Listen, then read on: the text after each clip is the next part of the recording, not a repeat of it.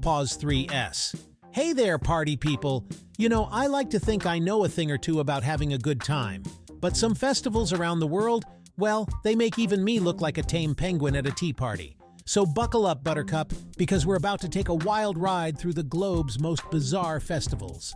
From tomato fights that would make your grandma blush to cheese chases that are more intense than a game of hungry hippos.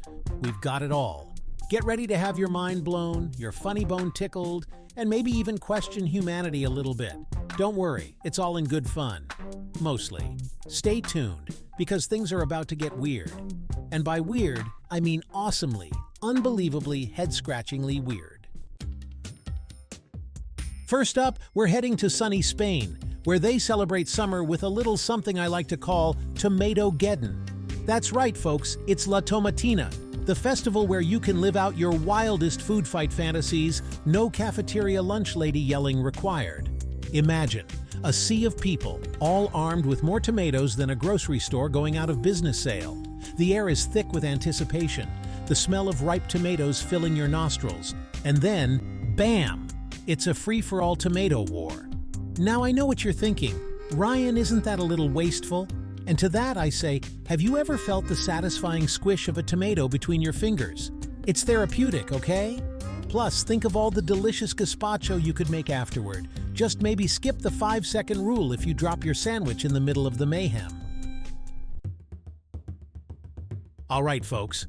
Pack your horned helmets and fire-retardant kilts because we're heading north to the land of bagpipes, haggis, and, apparently, Vikings. Yes, you heard that right. In Lerwick, Scotland, they celebrate their Viking heritage with a festival so metal it would make Ozzy Osbourne proud. It's called Up Helly Aa, and it's basically a giant Viking funeral pyre. But instead of mourning, they're partying like it's 999.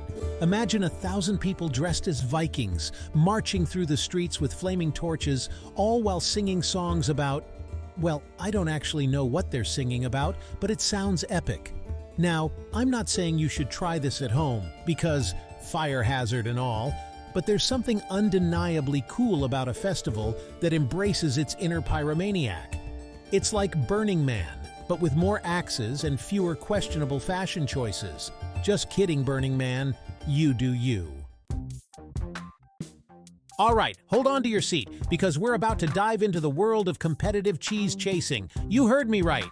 Cheese chasing. This ain't your mama's wine and cheese party, folks. This is the Cheese Rolling Festival in Gloucestershire, England, where dreams are made of cheddar and nightmares are fueled by lactose intolerance. Imagine a picturesque hillside, lush green grass, and a bunch of people who haven't showered since last year's cheese roll. Now picture a giant wheel of cheese, probably double Gloucester because branding, hurtling down that hill at breakneck speed. Your mission, should you choose to accept it, is to catch it. Spoiler alert, you won't. Seriously, this cheese is faster than a greased weasel on a sugar rush. It's like trying to catch a greased bowling ball.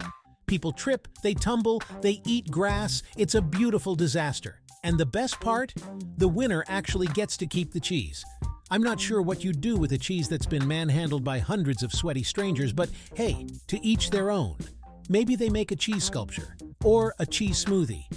The possibilities are endless, just like the potential for injury at this gloriously unhinged festival. Let's take a closer look at the cheese itself.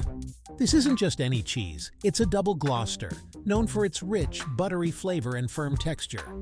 The tradition of cheese rolling dates back to the early 1800s, and it's believed to have pagan origins, celebrating the return of spring. Participants take this event very seriously. They stretch, they warm up, and they strategize. It's not just about running down a hill, it's about technique and timing. Look at the determination on this competitor's face. This isn't just a game, it's a battle of wills. And there it goes. The cheese is released, and the chase begins.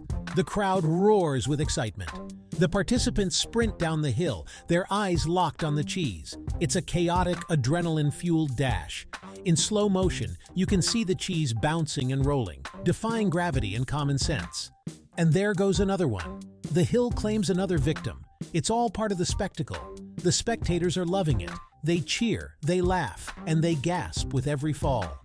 The cheese continues its journey, unstoppable and relentless. It's a force of nature. One participant is getting close. Could this be the moment?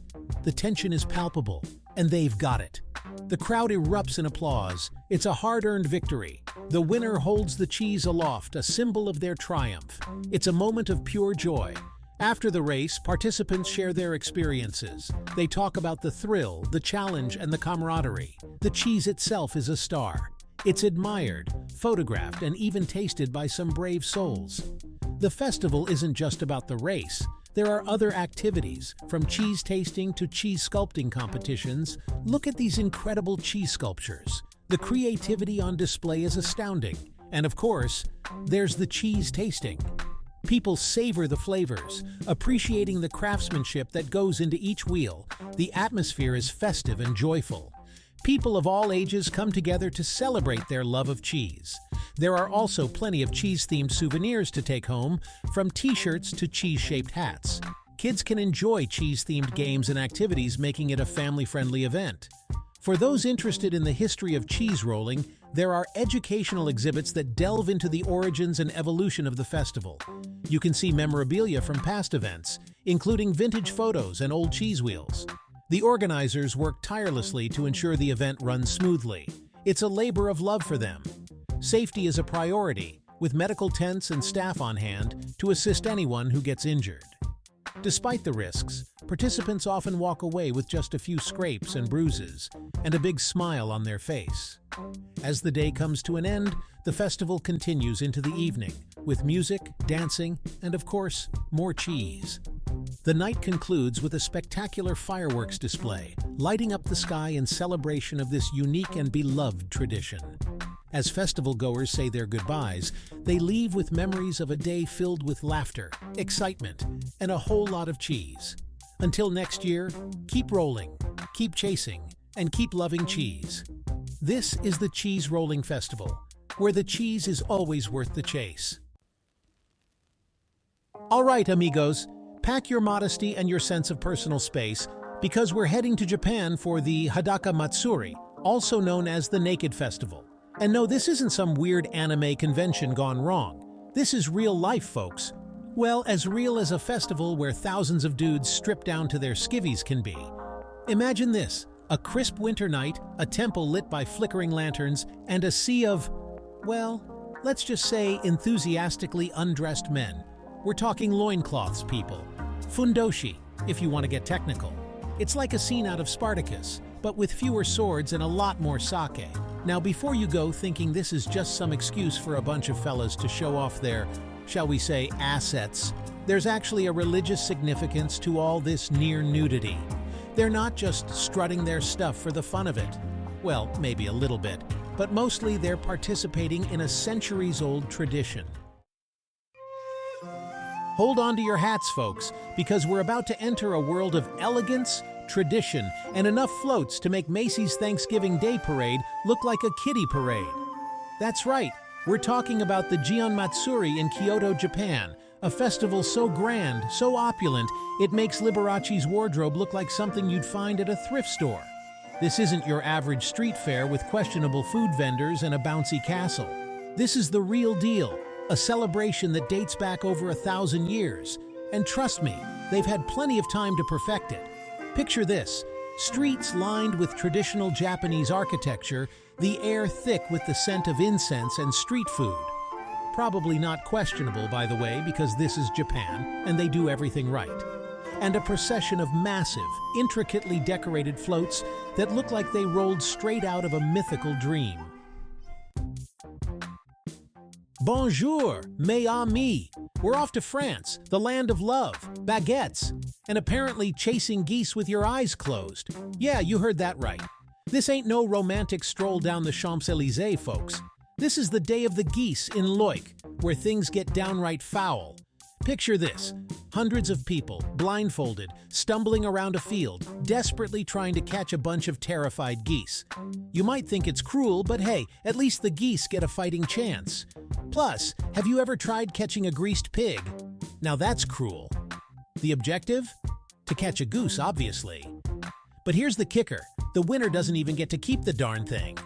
They say it's an honor, but honestly, I think it's just the French way of saying, congratulations, you're the village idiot. Still, gotta give it to them. The French know how to throw a party, even if it involves a whole lot of bird chasing and potential face planting. Hold on to your sombreros, amigos, because we're headed to Spain for a festival that's both bizarre and a little bit terrifying. I'm talking about El Colacho, also known as the Baby Jumping Festival. Yes, you read that right, baby jumping. Every year in the village of Castrillo de Murcia, they celebrate Corpus Christi by laying babies on mattresses in the street, and then having grown men dressed as devils jump over them. I know, it sounds crazy, but trust me, it's even crazier than it sounds. Now, before you call child services, apparently this tradition has been going on for centuries, and miraculously, no babies have been harmed in the making of this festival. That being said, I'm pretty sure those babies grow up with some serious trust issues. Still, you gotta admire the dedication of these devilish jumpers. I mean, talk about pressure. One wrong move, and you're not just failing at a tradition, you're failing at life. Buckle up, buttercups, because we're about to enter the wild world of Japanese baby sumo. No, it's not what you think. Though I'll admit I thought the same thing at first. This ain't no tiny tots throwing down in diapers. This is Konaki Sumo, a 400-year-old tradition where parents pit their babies against each other in a battle of, wait for it, crying. Yep, you heard that right.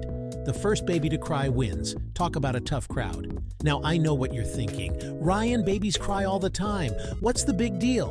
And you're not wrong. But in Konaki Sumo, it's not just about the tears, it's about the volume, the intensity, the sheer lung capacity of these little scream machines. We're talking ear-splitting, window rattling, make you want to stick your head in a bucket of ice cream cries. It's enough to make a grown man weep. With laughter, of course. Because let's be honest, it's pretty darn hilarious. All right, folks, buckle up those air guitars and get ready to shred, because we're heading to the land of saunas, Sibelius, and some seriously impressive air guitar skills. Finland. That's right, you heard me correctly. In Finland, they take their imaginary music so seriously that they have a whole championship dedicated to it. Imagine a place where the air is filled with the sound of shredding guitars, but there's not a single instrument in sight. It's a place where creativity, passion, and a bit of humor come together to create something truly unique. Now, I know what you're thinking. Ryan, air guitar? Really? That's like saying mime is a real art form. And you know what? You're not entirely wrong. But there's something magical about air guitar. It's not just about pretending to play an instrument. It's about expressing yourself, connecting with the audience, and creating a moment that transcends reality. Imagine the most epic guitar solo you've ever heard, but without the guitar. That's basically what you're in for at the Air Guitar World Championships. These folks can shred harder with their imaginations than most people can with an actual instrument. It's a symphony of windmilling arms, passionate headbanging, and faces that could melt steel. And the best part, no actual musical talent is required. So if you've ever dreamed of rocking out on stage but lack any discernible musical ability, like yours truly, then grab your invisible axe and head to Finland. The Air Guitar World Championships is more than just a competition. It's a celebration of creativity, passion, and the power of imagination. It's a place where people from all walks of life come together to share their love of music and performance. Whether you're a seasoned performer or a first-time competitor, there's a place for you at the Air Guitar World Championships. So what are you waiting for? Grab your air guitar and join the fun!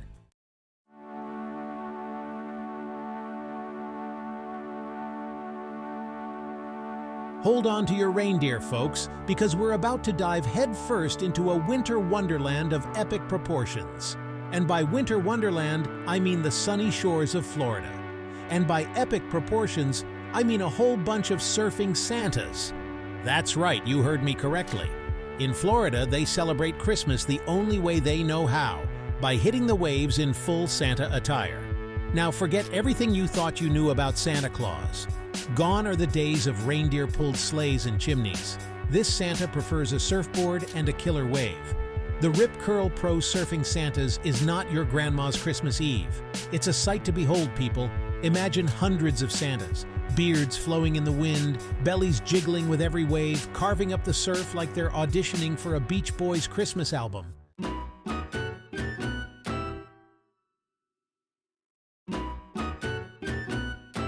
Well, folks, there you have it. The wildest, weirdest, and most wonderful festivals from around the globe. We've seen tomatoes fly, babies sumo wrestle, and Santas hang 10. We've laughed, we've cringed, and we've probably added a few destinations to our travel bucket lists. But most importantly, we've learned that no matter where you go in the world, people just want to have fun. So if you enjoyed this wild ride through the world of bizarre festivals, be sure to give this video a big thumbs up and subscribe to the channel for more awesome content like this. And hey, if you're feeling really adventurous, why not join me at one of these festivals next year? Who knows, maybe we'll even start our own crazy celebration. Until next time, stay weird, stay wonderful, and keep on partying.